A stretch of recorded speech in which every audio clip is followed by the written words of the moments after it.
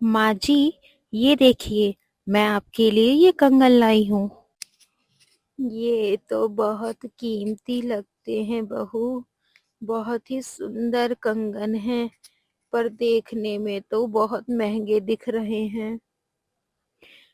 अरे माँ जी, आपसे ज्यादा कीमती नहीं है। मुझे आज सैलरी मिली थी, सोचा आपके लिए कुछ ले लूं। और पता है, ये कंगन मुझे बहुत पसंद आए, इसलिए मैंने आपके लिए ले लिए। रख दे बेटा। सौम्या बहू, ओ सौम्या बहू, पानी ले आ, रोशनी बहू आई है। ये लो रोशनी पानी। वाह रोशनी, ये कंगन तो वाकई बहुत सुंदर है। माँ जी, भाभी को समझा दो, कपड़ों को सही से धोया करे और प्रेस भी ठीक से करा करे। देखो कपड़ों में कितनी सिलवटें रह जाती हैं। अरे बहू, ये ठहरी गांव की, इसे यहाँ शहर की तरह मेंटेनेंस में रहना नहीं आता। ये ठहरी घर में काम करने वाली, ये तुम्हारी तरह बाहर थोड़ी ना जाती है, तो इसे क्या पता। जितना दिमाग है उतना ही करती है। इसे क्या पता कैसे कमाते हैं। तुम सारा दिन नौकरी करती हो, मेहनत करती हो, इसको जरा सा काम रहता है सारा टाइम, बस फिर क्या, फिर तो सारा टाइम आराम ही करती है, उसमें भी इससे ढंग से काम नहीं होता। हाँ माँ जी, मैं ना फ्रेश होके आती हूँ। आज बहुत काम था ऑफिस में, मैं बहुत थक गई हूँ। हाँ माँ जी, मैं ना फ्रेश होके आती हूँ। आज बहुत काम था ऑफिस में, मैं बहुत थक गई हूँ। हाँ बेटा, तू आराम कर ले। सौम्या, तू इसके लिए हल्दी वाला दूध ले आ, उसे अच्छी नींद आएगी इसको। सौम्या, जो कि बिरजू की पत्नी है। बिरजू जो कि कम पढ़ा लिखा है। पिता की मृत्यु के बाद ही बिरजू ने घर की सभी जिम्मेदारियां अच्छे से उठाई। अपने भाई को पढ़ाया लिखाया और इंजीनियर बनाया, और नमन को उसकी पत्नी भी इंजीनियर मिली। उसी जगह बिरजू की पत्नी सौम्या भी कम पढ़ी लिखी थी। अगली सुबह, भाभी, खाने में क्या बना है? देवर जी आलू मटर की सब्जी बनाई है और रोटी है। क्या भाभी, आप हर दूसरे दिन आलू मटर बना देती हैं। देवर जी, घर में यही सब्जी थी, तो मैंने यही बना दिया। हाँ भाभी, आप हर दूसरे दिन वही सब्जी बना देती हैं। मेरे कलीग भी कहते हैं रोज रोज वही सब्जी लाती हो, तुम्हारे घर में कुछ और बनता नहीं है क्या? आपको क्या पता, आपकी वजह से कितनी इंसल्ट होती है ऑफिस में। देवर जी, तुम्हारे भैया का काम नहीं चल रहा है, तो तुम आते टाइम जो भी सब्जी तुम्हें खानी हो वो लेते आना। ठीक है भाभी, मैं लेता आऊंगा सब्जियां। धीरे धीरे महीना बीत गया, पर बिरजू का काम बिल्कुल नहीं चल रहा था।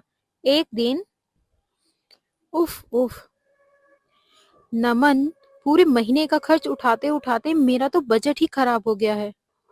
मैंने सोचा था कि मैं इस बार आईफोन 17 लूंगी, लेकिन देख लो, मेरे पास तो बहुत कम पैसे बचे हैं। बस बहुत हो गया। तुम अपने भैया से बात करो ना। पता नहीं तुम्हारे भैया का काम चल भी रहा है या नहीं। आखिर हम लड़कियों को सब मेंटेन करके चलना पड़ता है। मैं ऐसे एडजस्ट नहीं कर सकती हूँ। तुम अपने भैया से बात क्यों नहीं करते? उन्हें बोलो ना, अगर काम नहीं लग रहा है तो कुछ और काम करे। अरे, मेरे ऑफिस में भी सब कार से आते हैं। मैं खुद सोच रहा था कार लेने के लिए, पर मैं नहीं ले पा रहा हूँ। पर मैं भैया से नहीं कह पा रहा, उन्होंने ही मुझे पढ़ाया लिखाया है। पर भैया भाभी को क्या पता है, अगर हम लाखों कमाते हैं तो लाखों के खर्चे भी होते हैं हमारे। ये सभी बातें सौम्या सुन लेती है और वह अगले दिन कहती है, माँ जी, उनको दिल्ली में काम मिला है, तो वो दिल्ली जाने को कह रहे थे। आप चलोगी हमारे साथ? अरे अभी तुम्हारा ही ठिकाना नहीं है, तो मुझे कहाँ रखोगी? यहाँ रोशनी बहू और नमन है, मेरा ख्याल रख लेंगे, तुम दोनों जाओ। इतना कहकर बिरजू और सौम्या निकल जाते हैं। बिरजू दिन भर मजदूरी करता और रात को चौकीदारी का काम करता और सौम्या दूसरों के घरों में झाड़ू पोछा करती। दोनों कड़ी मेहनत करते और इधर नमन बेटा, तूने कार ले ली है, अपने लिए एक घर ले लेते या गांव की जमीन पर ही अच्छा मकान बनवा लेते। आखिर कब तक किराए के घर पर रहोगे? अरे माँ, इतना पैसा कहाँ है? गाड़ी खरीदना मेरी जरूरत है, वो भी लोन पे ली है मैंने। अपने खर्चे पर काबू करो बेटा, तुम दोनों कमाते हो और अब तो सिर्फ तुम दोनों का ही खर्च है। माँ, यहाँ कम खर्च नहीं है, मकान का किराया देना होता है। भाभी भी नहीं है, भाभी जो काम करती थी उसका खर्च भी हमें निकालना पड़ता है।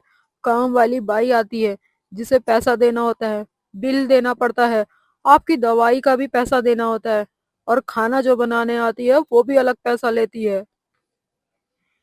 इतना कमा कर भी तुम पैसों का रोना रो रहे हो। अपनी इच्छाओं पर काबू करो। तुम्हारे भाई ने बहुत मेहनत की है तुम्हें पढ़ाने लिखाने में। तो माँ जी, आप क्या चाहती हैं? मैं 2 जोड़ी साड़ी में पूरा साल बिता दूँ और ये एक चप्पल को बार-बार सिलवा के पहने? बिरजू भैया और भाभी तो ऐसे ही रहते हैं, वैसे हम भी रहे, आपको क्या पता, जितना बड़ा पद होता है उतना ही खर्च करना पड़ता है। स्टेटस नाम की भी कोई चीज होती है माँ जी, आपको अभी पता नहीं है। ये सब सुन आज कौशल्या को भी अपनी बड़ी बहू की बहुत याद आती है, जिसने आज तक कभी भी अपनी सास से इस तरह बात नहीं की थी। और इधर बिरजू और सौम्या ने जम के मेहनत की और अपना छोटा सा घर ले लिया। और जब ये बात नमन और रोशनी को पता चलती है तो अरे नमन, तुमने कुछ सुना है? तुम्हारे भैया और भाभी ने 25 लाख का घर खरीदा है। आखिर इतने पैसे इन लोगों के पास आए कैसे? रोशनी, भैया और भाभी बहुत मेहनती हैं। भरोसा तो मुझे भी नहीं है इस बात पर ये सच है कि भैया भाभी ने मकान ले लिया है। तुम्हें पता है ना, भैया भाभी के कोई बड़े शौक नहीं है और इतनी कोई बड़ी इच्छाएं भी नहीं है। तुम्हें पता है इनके खर्च भी बहुत कम है। बहू, ये सब इसलिए संभव हुआ क्योंकि ना तो उन लोगों को महंगे कपड़े पहनने का दिखावा करना है और ना ही तुम्हारी तरह फिजूल खर्च करना है। वो कम पैसे में भी आराम से घर चला रहे हैं। ये झूठी दिखावे वाली जिंदगी जीते जीते असल में गरीबी का शिकार तो तुम दोनों हो। मैं भी कितनी नासमझ थी, अपनी बहू को इतना कुछ कहा और आज देखो वो कैसे काम कर रही है। घर में काम करती थी तो मैंने उसकी कोई कदर नहीं करी और उसी काम के उसको बाहर पैसे मिलते हैं। ये बात सुनकर नमन और सौम्या को समझ आया कि जरूरत का ही सामान खरीदना चाहिए, अपने शौक जरूरत के हिसाब से पूरे करने चाहिए।